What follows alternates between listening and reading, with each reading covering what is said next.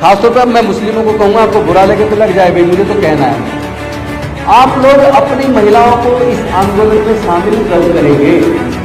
पहली बार आपने शाहीन बाग में किया, नाक में दम हो गया था। आपने संविधान हाथ में लेके शांतिपूर्वक तरीके से ईमानदारी से संविधान चलाया, तो केंद्र सरकार को उल्टा पड़ गया। मतलब उनके लोग वहां औजार हथियार लहराने लगे, उन्होंने उसको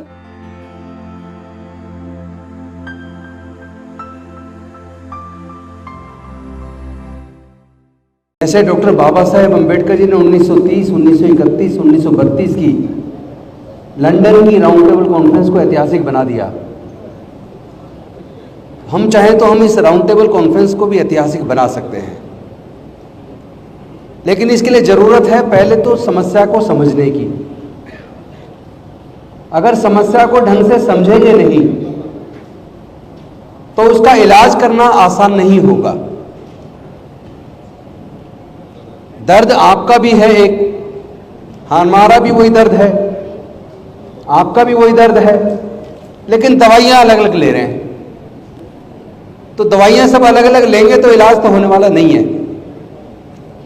वो लोग बहुत ही रणनीतिक तरीके से हमारी हत्याएं कर रहे हैं।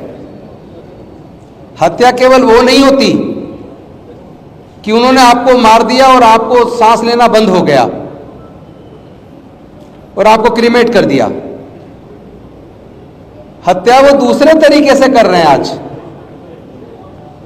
जैसे उन्होंने एजुकेशन को इतना महंगा कर दिया कि देश में 90% लोग आने वाले समय में एजुकेशन नहीं ले पाएंगे, वो खर्चा उठा ही नहीं पाएंगे एजुकेशन का।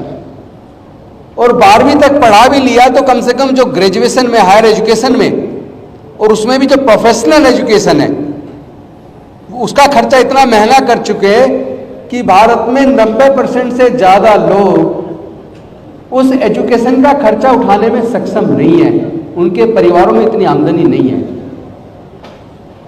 दूसरी तरफ उन्होंने इलाज को इतना महंगा कर दिया कि आप अगर गंभीर बीमार हो जाए तो पैसे के अभाव में आप इलाज नहीं करा पाएंगे, आपका मरना तय है। तीसरा, देश के अंदर न्यायालय हो, चाहे वो सर्वोच्च न्यायालय हो, चाहे उच्च न्यायालय हो, चाहे हायर जुडिशरी हो, चाहे लोअर जुडिशरी हो, या इसके साथ साथ बाकी जो क्षेत्र हैं, आर्मी हुआ, पुलिस हुआ, ब्यूरोक्रेसी हुई, या तमाम तरह की जो शासन की अलग अलग जो किस्में हैं, उसमें उन्होंने उसको भी पोलराइज कर दिया। उसमें भी इतना जहर घोल दिया कि वहां भी आपको न्याय देने से पहले आपकी जाति और धर्म को देखा जाता है। अगर न्याय देने वाला व्यक्ति, न्याय केवल कोर्ट के माध्यम से नहीं होता बल्कि प्रशासन के माध्यम से भी न्याय होता है, तो न्याय देने वाला व्यक्ति अगर मन में यह तय कर ले कि मुझे न्याय केवल पर्टिकुलर धर्म में से भी पर्टिकुलर जातियों को देना है, इसका मतलब वो केवल 12% लोगों को सब कुछ देना चाहते हैं। देश के प्राकृतिक संसाधनों पर भी 10 से 12% लोगों का कब्जा है। देश की हाई कोर्ट, सुप्रीम कोर्ट पर भी 12% का कब्जा है। देश के सारे संसाधनों पर 12% का कब्जा है। और उसमें भी सबसे खतरनाक बात तो यह हो रही है, जब लोग चारों तरफ से थक जाते हैं तो फिर वो कोर्ट का सहारा लेते हैं। पिछले दिनों मेरे ख्याल मार्च के महीने में माननीय सर्वोच्च न्यायालय के द्वारा एक जजमेंट आया कि कोई भी अगर हेट स्पीच देता है तो केंद्र सरकार व राज्य सरकारों की और पुलिस की जिम्मेदारी है कि हेट स्पीचेस देने वाले लोगों के खिलाफ मुकदमा दर्ज करके उनको गिरफ्तार करें।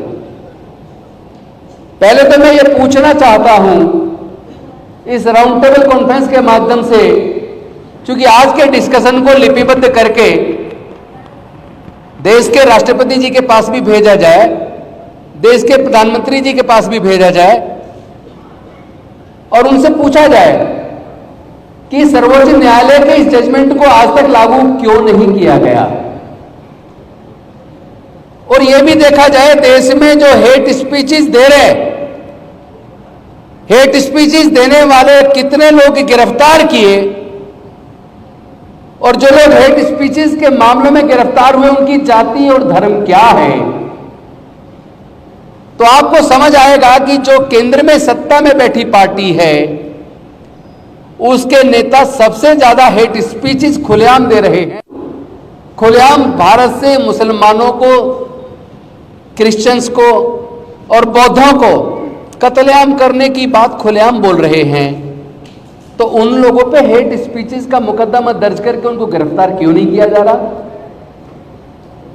जितने रिलीजियस प्रोसेसेस निकलते हैं, धार्मिक यात्राएं निकलती हैं, उसके अंदर औजार हथियार ले जाकर लोगों को भयभीत करने की इजाजत कौन दे रहा है? कौन कौन सी सरकारों में इस तरह के जुलूस निकल रहे हैं?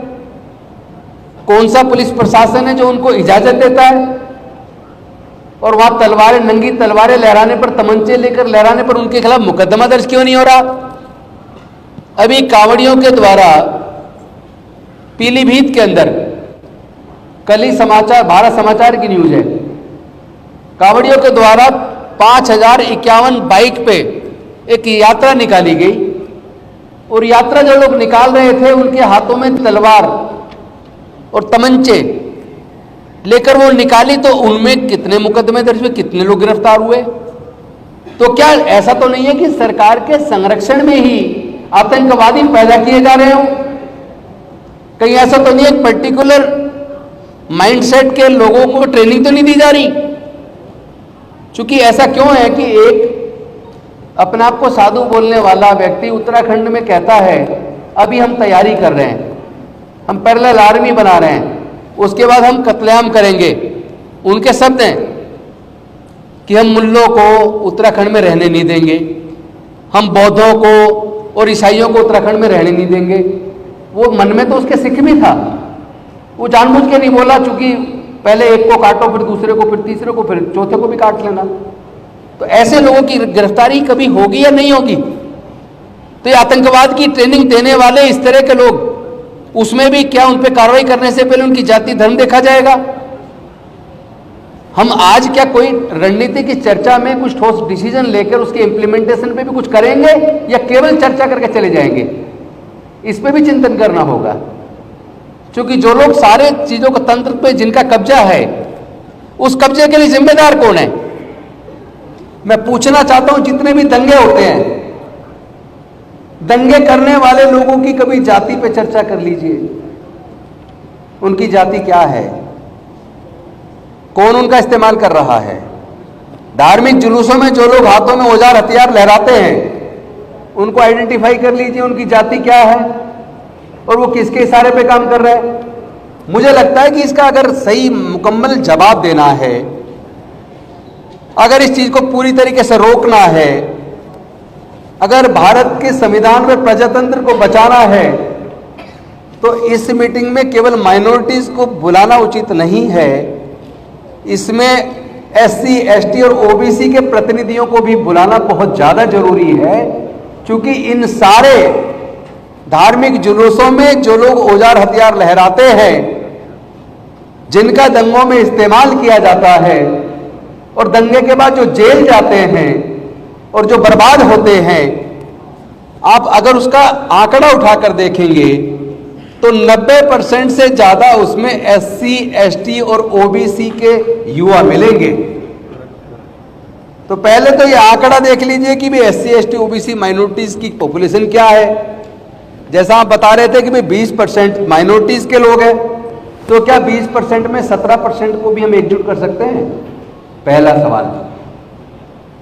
अगर हमने 20 में से 17 को एकजुट कर लिया कि ये 17% लोग अब इस देश के संविधान और प्रजातंत्र को बचाने के लिए एकजुट होकर एक राय से काम करेंगे मिलकर, और दूसरा एससी और एसटी दोनों को अगर जोड़ लिया जाए तो इनकी जनसंख्या कम से कम 28% है।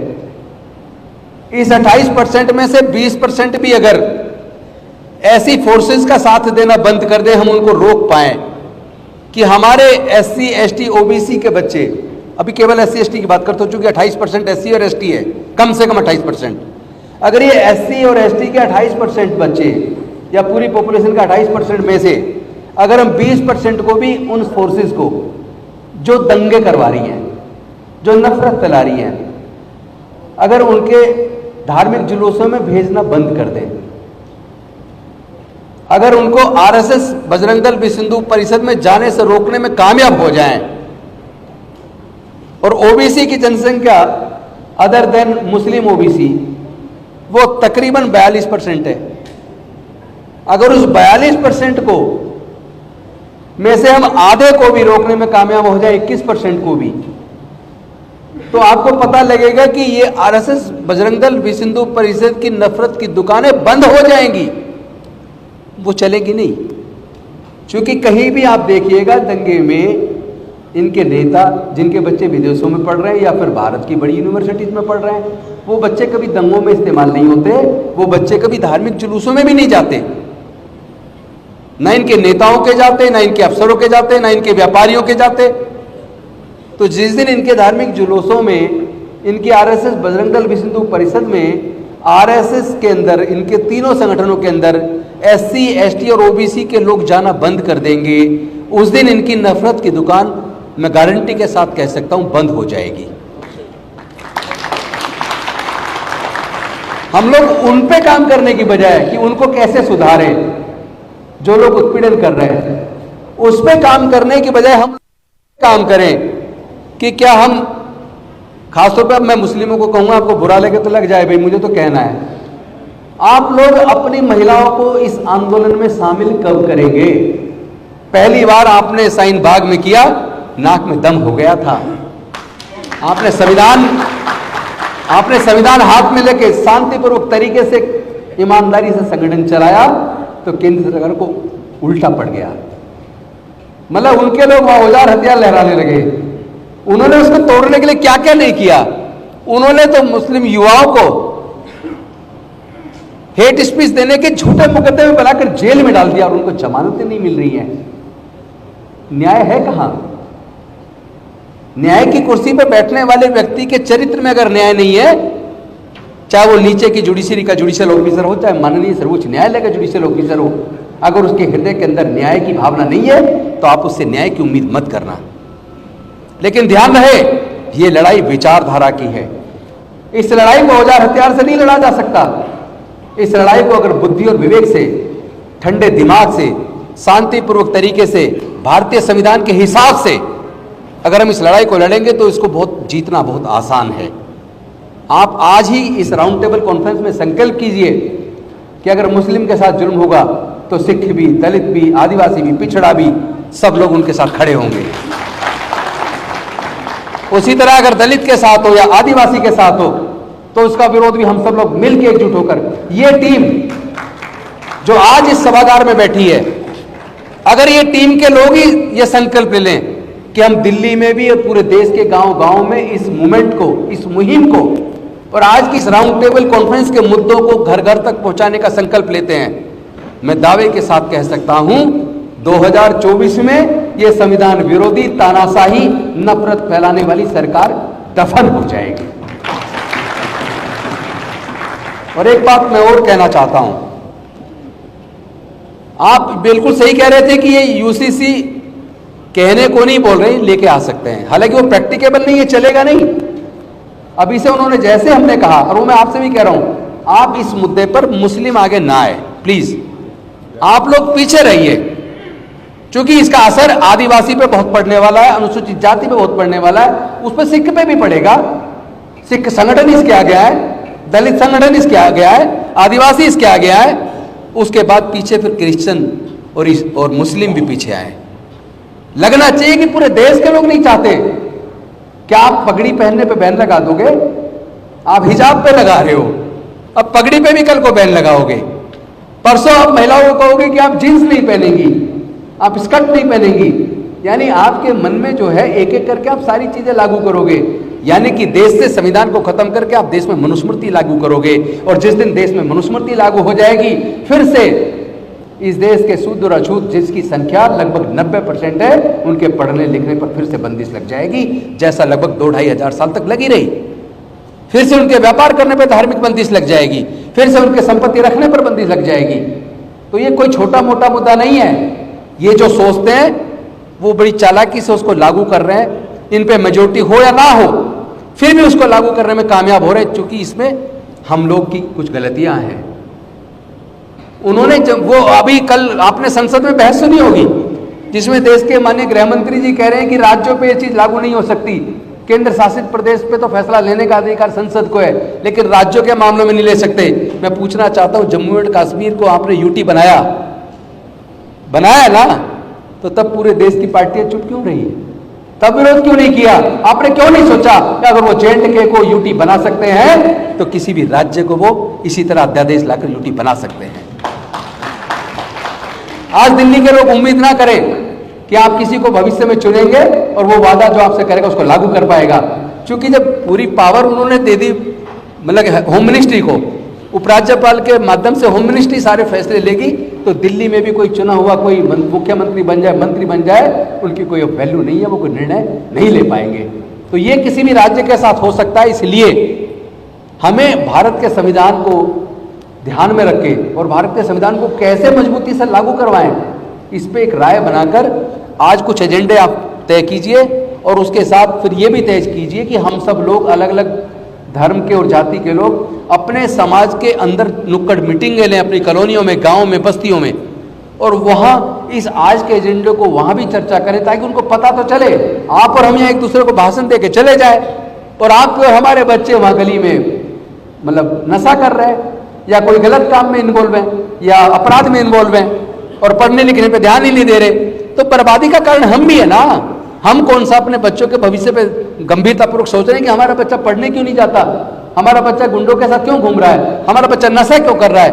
मतलब हम लोग काफी हद तक खुद जिम्मेदार हैं। तो अपनी जिम्मेदारी, अपनी गलती को दूसरे पे ना डालें, लेकिन साथ ही साथ जो दूसरे लोग हमारे बच्चों का इस्तेमाल करके, SC ST OBC का इस्तेमाल करके हमारे ही बच्चों का गला काट रहे हैं, हमारी हत्याएं कर रहे हैं। हत्या, जैसे मैंने पहले बताया, हत्या केवल ये नहीं है कि आपको गला काट दिया, गोली मार दिया, मर गए। हत्या ये भी है जब आप पढ़ाई लिखाई आपको मिलेगी नहीं, रोजगार आपको मिलेगा नहीं, 10-20 किलो अनाज मिलेगा ताकि आप जिंदा रहें, तो वो भी बने के समान है, वो कोई जिंदे के समान नहीं है। इन्हीं शब्दों के साथ मैं धन्यवाद करता हूं आप ऑर्गेनाइजर्स को इतनी अच्छी कॉन्फ्रेंस करने के लिए, और साथ में निवेदन करता हूं कि प्लीज़ अब तो कम से कम एकजुट हो जाओ। मैं पहले सुना करता था, लोग कई बार, मैंने किसी शायर ने लिखा, लोग टूट जाते हैं एक घर बनाने में, कुछ लोग तरस नहीं खाते बस्तियां जलाने में। मैं उसकी लाइन को थोड़ा सा बदल रहा हूँ, लोग टूट जाते हैं एक घर बनाने में, लेकिन अब सरकारें तरस नहीं खा रही बुलडोजर चलाकर लोग के घर गिराने में।